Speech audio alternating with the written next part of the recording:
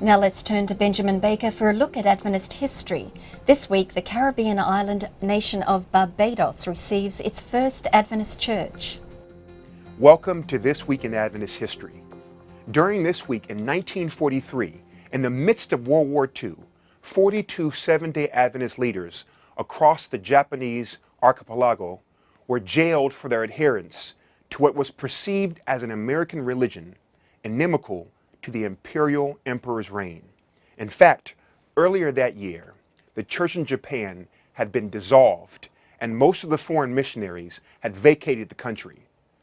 But one of the women imprisoned had a faith stronger than cell bars. Not seen as a threat because she was diminutive and blind, Ai Araki was set free after she was interrogated and proceeded to shepherd the 40 members of her church in the port town of Kagoshima through the chaotic and turbulent remaining years of the war.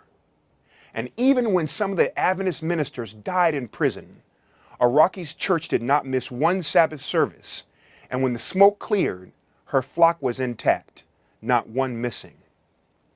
On September 21 in 1891, the first Adventist church in Barbados was established.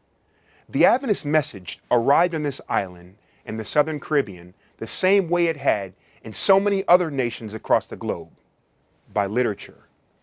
In the early 1880s, a woman named Anna Elaine learned about the faith from reading issues of the Signs of the Times sent to her by her sister, who lived in Guyana at the time. Elaine shared her newfound hope with others. Later, Joseph Brathwaite, an intrepid lay evangelist, organized a group of believers on the island despite being jailed for witnessing, like Ai Araki. In November 1890, Dexter Ball, the first Adventist minister, arrived in Barbados. The next year, he held evangelistic meetings in the capital, Bridgetown, and from this and the previous efforts, the Bridgetown Seventh-day Adventist Church was founded. That's This Week in Adventist History.